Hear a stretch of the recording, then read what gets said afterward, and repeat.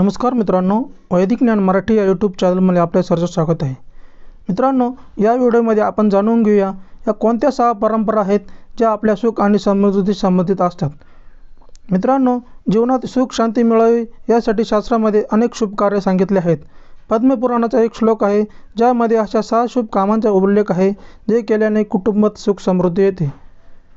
विष्णुर एकादशी, गीता तुलसी, विप्रधेनवाहा, असारे दुर्ग संसारे, षटपदी मुक्तिदायिनी।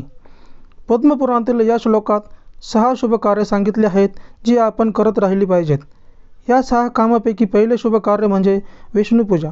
विष्णूजींना प्रयत्नाचे प्रतीक मानले जाते। भगवान विष्णू आपल्याला आपले कार्य करत राहण्याची प्रेरणा देतात। त्यांच्या पूजनाचा अर्थ असा आहे की आपण नेहमी मेहनती राहून आपले कर्तव्य बजावले पाहिजेत। श्रीहरी हा ऐश्वर्य, सुख, समृद्धी आणि शांतीचा स्वामी आहे। त्यांची पूजा केल्याने भक्तांच्या सर्व मनोकामना पूर्ण होतात। दुसरे कार्य म्हणजे एकादशी व्रत। पद्मपुराणानुसार सुख आणि समृद्धी देणारी दुसरी गोष्ट म्हणजे एकादशीचे व्रत। हे व्रत भगवान विष्णूंसाठी पाळले जाते। दिनदर्शिकेनुसार प्रत्येक महिन्यात 2 एकादशी असतात, एक कृष्ण पक्षात आणि एक शुक्ल पक्षात। दोन्ही एकादशीला उपवास करण्याची परंपरा आहे। महिन्यातून 2दा उपवास केल्याने केवळ धार्मिकच नव्हे तर आरोग्यालाही फायदा होतो। उपवास केल्याने पचन संस्थेला विश्रांती मिळते आणि पोटाशी संबंधित अनेक आजारांपासून आराम मिळतो। तिसरे कार्य म्हणजे गीता पठण। श्रीमद भगवत गीता हे श्रीकृष्णाचेच रूप मानले जाते। जे लोक गीतेचे नित्य पठण करतात आणि गीतेचे सूत्रे आपल्या जीवनात अंगीकारतात ते आपल्या सर्व समस्या दूर करू शकतात। चौथे कार्य म्हणजे तुळशी पूजन। घरामध्ये तुळशीचे रोपण करण्याची प्राचीन परंपरा आहे, काळापासून चालत आलेली आहे। तुळशी घराभोवती पवित्रता आणि सकारात्मकता राखते। भगवान विष्णूची पूजा तुळशीशिवाय पूर्ण होत नाही। तुळशीची काळजी घेणे आणि पूजा केल्याने देवी लक्ष्मीचा आशीर्वाद देखील मिळतो, कारण तुळशीला लक्ष्मीचे रूप मानले जाते।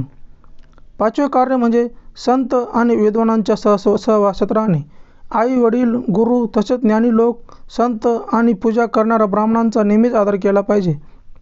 संतांच्या सहवासात राहून आपल्याला चांगल्या वाईट कर्मांची माहिती मिळते। संतांचे शिकवण जीवनात अंगीकारल्यास आपले सर्व अडथळे दूर होऊ शकतात। आणि 6वे कार्य म्हणजे गायीची सेवा करणे। शास्त्रात गायीला माता म्हटले आहे।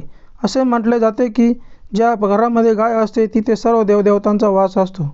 गायीपासून मिळणारे दूध, मूत्र आणि शेण यांचा वापर अनेक औषधांमध्ये केला जातो। आपण नियमितपणे माता गायीची सेवा केली पाहिजे।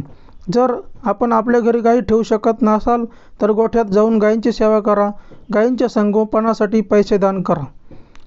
मित्रांनो, अशीच नवनवीन माहिती मिळवण्यासाठी आमच्या यूट्यूब चॅनलला सबस्क्राईब करा, व्हिडिओला लाईक करा आणि बेल आयकॉनला क्लिक करा। धन्यवाद।